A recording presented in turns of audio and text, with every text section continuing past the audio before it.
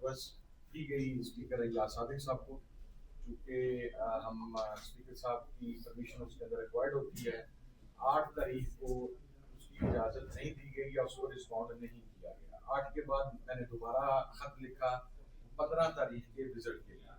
ہم امید کرتے ہیں کہ آج اسپیکر صاحب کے چیمبر کی طرف سے ہمیں باقاعدہ آگاہ کر دیا جائے گا، کیونکہ قومی اسمبلی کا اجلاس بھی جاری ہے، تمام اراکین اس کمیٹی کے یہاں پر موجود ہیں، تو ہمیں فوری طور پر اجازت ملے گی اور ہم اڈیالہ کا وزٹ کر سکیں گے. That is number 1. اور اگر نہیں بھی لکھا جاتی ہے میں دوبارہ لیٹر لکھوں گا.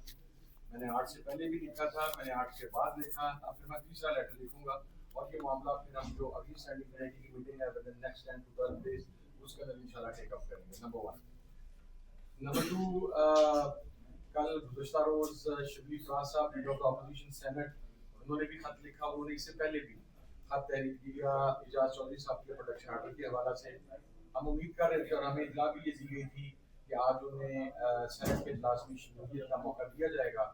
ابھی جو اطلاع آ رہی ہے کہ شاید پور لکھپت کی جو اتھارٹیز ہیں وہ انہیں یہاں بھجوانے کے اوپر کنسرن نہیں ہے. اور میں یہ سمجھتا ہوں کہ چیئرمین سینٹ کے لیے اب یہ ایک بہت بڑا کوشچن مارک ہے کہ ان کی اتھارٹی کو چیلنج کیا گیا ہے. اور جب انہوں نے پروڈکشن آرڈر جاری کر دیے ہیں تو اعجاز چودھری صاحب یہاں پر کیوں نہیں پہنچتے، تو ہم ویٹ کریں گے کہ وہ اس کے اوپر کیا ایکشن لیتے ہیں. تیسری چیز، کل میں مذاکرات کرنے سے پہلے ایک بات صرف کہ گزشتہ روز پاکستان کی پارلیمانی تاریخ میں ہر گزرتے سیشن کے ساتھ بد زبانی کی ایک نئی مثال قائم کرنے والا شخص خواجہ آصف، اور وہ یہ کہہ رہا تھا مذاکرات ختم کر دیں. تو یہ سمجھ نہیں آ رہی وہ کس سے کہہ رہا ہے. حکومت تیری اپنی ہے بھائی، جا حکومت سے کہا ختم کر دیں. ہم کو مذاکرات کی بھیک نہیں مانگ رہے، رکھنے کی ویری کلیئر ہمیں. آپ نے کرنے ہیں کریں، نہیں کریں نہ کریں، ہم اپنی بات کے اوپر کھڑے. اور دوسرا، وہ وفاقی وزیر صاحب فرما رہے تھے تارڑ صاحب، مانگے تانگے کے اسٹوڈنٹس وہاں پر القادری یونیورسٹی میں لا کے ان کا وہ فوٹو سیشن کروایا گیا.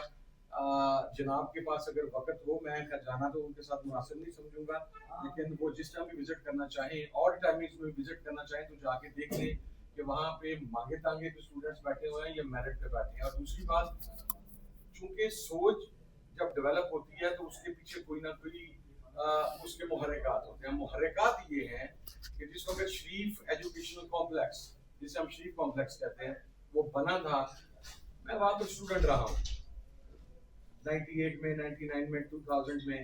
وہ ٹرسٹ تھا، لیکن اس ٹرسٹ کے اندر واقعتاً وہاں پر اس وقت ہم 10 سے 12 اسٹوڈنٹس تھے جو external university, London University external programme کے اندر وہاں پر موجود تھے.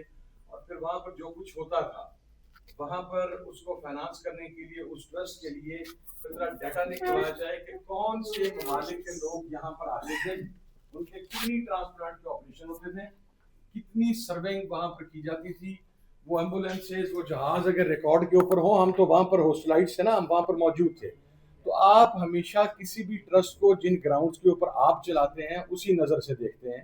لیکن عمران خان نے جو ٹرسٹ قائم کیا ہے اس میں آپ شوکت خانم دیکھ لیں، آپ نمل یونیورسٹی دیکھ لیں، آج تک آپ کا بدترین مخالف بھی اس کے اوپر کوئی آڈٹ آبجیکشن ریز نہیں کر سکا. تو القادر کے اندر بھی یہی پوزیشن ہے. آپ بات کیوں کرتے ہیں ہمیں سمجھ میں آتی ہے، کیونکہ آپ کے اپنے ٹرسٹوں کی حالت یہ ہے کہ وہ اپنے پرسنل بینیفٹس کے لیے بنائے ہوئے ہیں. تیسری چیز، مذاکرات کے اوپر میں ایک پرسوں انشاءاللہ 16 تاریخ کو ہم تحریری طور کے اوپر اپنے دونوں مطالبات 9 مئی کا جوڈیشل کمیشن اور 26 نومبر کے میسیکر کے اوپر جوڈیشل کمیشن کے حوالے سے، اور اس کے ساتھ ساتھ سیاسی اسیران کی رہائی کے حوالہ سے. اور اس میں ایک بات کلیئر کر دوں کہ یہ ہم جو اسیران کی رہائی کی بات کرتے ہیں that is not under any N R O. ہم این آر او تب ہوتا ہے جب ایک شخص سزا یافتہ ہو چکا ہو، وہ ایک جیل میں موجود ہو، اس کی پارٹی کو پتہ نہ ہو، اس کی فیملی کو پتہ نہ ہو، راتوں رات ایک جہاز لینڈ کرے، وہ اس کے اوپر بیٹھے اور پاکستان سے نکل جائے، اور پھر جا کے حرمین کی سرزمین کے اوپر بیٹھ کے یہ بات کہتا رہے 6 سال کہ میں نے کوئی ایگریمنٹ سائن نہیں کیا. حالانکہ وہ ان رائٹنگ میرے پاس وہ پرسنلی موجود ہے. میرے والد چونکہ اس وقت نیشنل اسمبلی کے ممبر تھے، ہمارے پاس وہ 1 مہینے کے بعد وہ پیپر آ گیا تھا. اسے کہتے ہیں این آر او. ہم جو ڈیمانڈ کر رہے ہیں وہ پروسیکیوشن کے کردار کی اصلاح کی بات کر رہے ہیں. عمران خان صاحب اور ہمارے تمام اسیران اپنے کیسز کو فیس کر کے باہر آئیں گے عدالتی ریلیف ہمیں ملے گا, ہم عدالتوں سے اب بے گناہ ہو کے اور عدالتوں سے ضمانتیں حاصل کر کے آئیں گے. ہم آپ سے یہ نہیں کہہ رہے کہ آپ کو ایگزیکٹو آرڈر جاری کر کے تو اسیران کو رہا کر دیں, عمران خان صاحب کو رہا کر دیں. So we need to be very clear on it. اس کے اندر ایسی کوئی چیز نہیں ہے. پروسیکیوشن کا کردار کیا ہے؟ عمران خان صاحب کی اراؤنڈ اے منتھ وہ تمام مقدمات میں ضمانت ہو گئی, روک کر جاری ہو کے انہوں نے شام کو رہا ہونا تھا, لیکن پھر نیو ٹاؤن کی ایک ایف آئی آر میں ان کو ریمانڈ کر کے جوڈیشل کر دیا گیا. اسی طریقے سے ہمارے اسیران میں میجورٹی آف دا اسیران جو ہیں ان کے ٹرائل مکمل ہو چکے ہیں. اب جب کسی ملزم کا ٹرائل مکمل ہو جاتا ہے تو ضمانت آئینی اور قانونی طور پہ اس کا استحقاق ہے. پروسیکیوشن کیا کرتی ہے کہ یا تو اس ضمانت کو اپوز کرتی ہے, یا دوسرا طریقہ کار یہ ہے کہ پنجاب میں ہزاروں کی تعداد میں ایف آئی آرز ہیں جس کے اندر نامعلوم, ہر ایف آئی آر میں کسی میں 50 ہے, کسی میں 100 ہے, کسی میں 200 ہے, تو وہ کسی نامعلوم ایف آئی آر کے اندر نامعلوم لوگوں کے اندر اس کا نام ڈال کے تو دوبارہ نئے مقدمے میں اسے انوالو کر دیا جاتا ہے, جو کہ واضح ثبوت ہے آپ کی پولیٹیکل وکٹمائزیشن کا.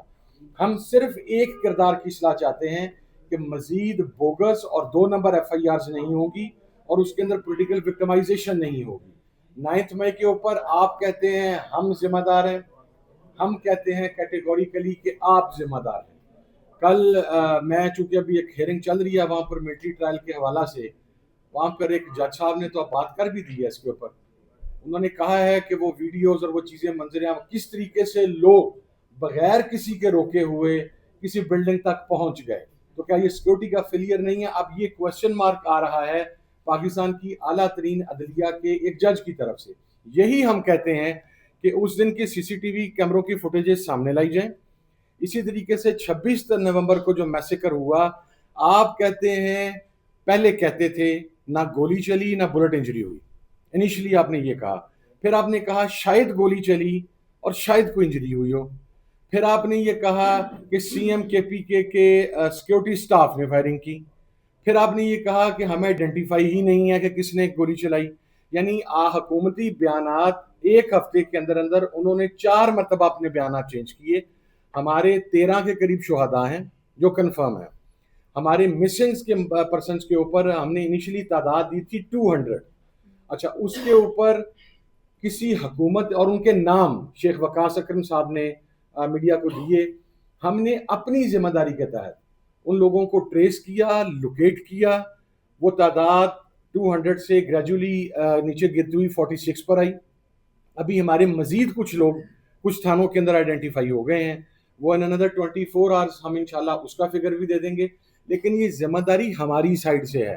اگر ہم نے کوئی جھوٹا پروپیگنڈا کرنا ہو تو ہم کہتے رہے 400 مسنگ ہے, 200 مسنگ ہے, 600 مسنگ ہے, اس لیے کہ مسنگ کا غم ہم سمجھتے ہیں.